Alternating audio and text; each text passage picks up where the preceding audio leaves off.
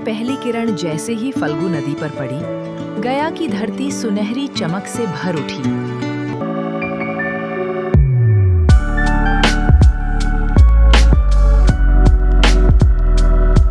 हल्की ठंडी हवा बह रही थी और दूर कहीं मंदिर की घंटियां गूंजने लगीं।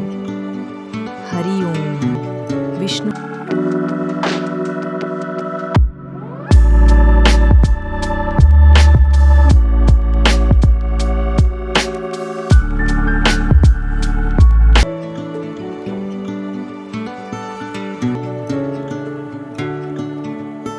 यही है गया, बिहार का एक प्राचीन शहर, जहां आकर आत्माएं मुक्त होती हैं, जहां हर वर्ष लाखों श्रद्धालु अपने पूर्वजों की आत्मा की शांति के लिए पिंड दान करने आते हैं।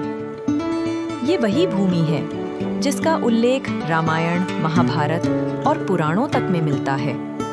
कहते हैं जब भगवान राम, सीता और लक्ष्मण वनवास के दौरान यहाँ आए तो उन्होंने इसी धरती पर अपने पिता दशरथ जी के पितृ तर्पण का अनुष्ठान किया था। नदी के तट पर सीता जी ने अपने हाथों से पिंडदान किया था और तभी से ये परंपरा अनगिनत पीढ़ियों से चलती आ रही है।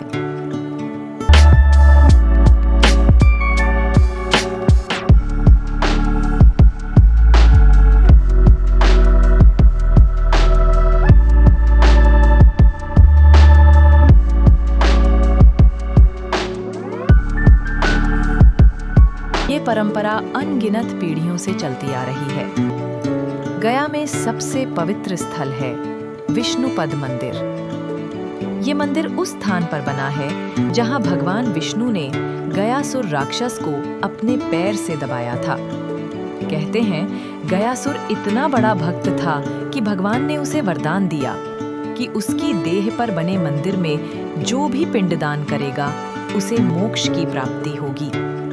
आज भी मंदिर के भीतर एक ताले पत्थर पर भगवान विष्णु के चरण चिन्ह अंकित हैं। उन चरणों को देखकर हर भक्त की आंखें श्रद्धा से नम हो जाती हैं। मंदिर का वर्तमान स्वरूप महारानी अहिल्याबाई होलकर ने 1790 में बनवाया था। ग्रे ग्रेनाइट से बना ये मंदिर लगभग 100 फीट ऊंचा है और इसमें 40 से अधिक देवी देवताओं की मूर्तियां हैं। हर दिन यहाँ घंटों तक आरती, शंखनाद और मंत्रोच्चार की गूंज रहती है। भक्त पंक्तियों में खड़े होकर भगवान के चरणों में फूल चढ़ाते हैं। किसी के चेहरे पर उम्मीद, किसी के आंखों में आंसू, सबके मन में बस एक ही भावना, मोक्ष की तलाश।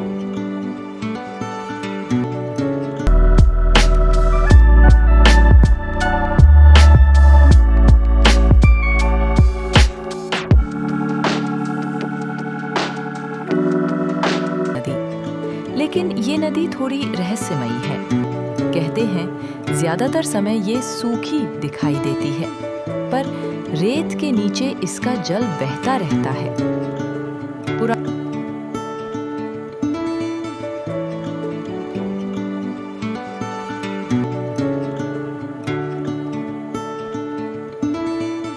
पुराणों में वर्णन है कि एक बार सीता जी ने पिंडदान करते समय नदी को साक्षी बनाया।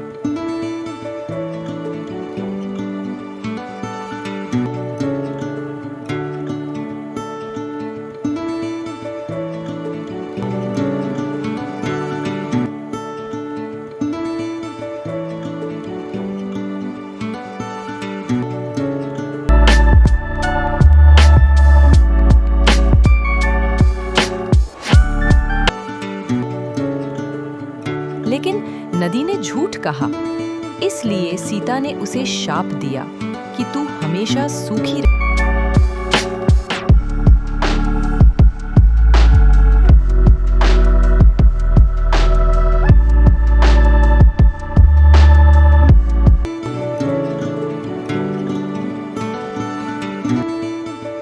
आज भी लोग रेत हटाकर नदी का पानी निकालते हैं और तर्पण करते हैं।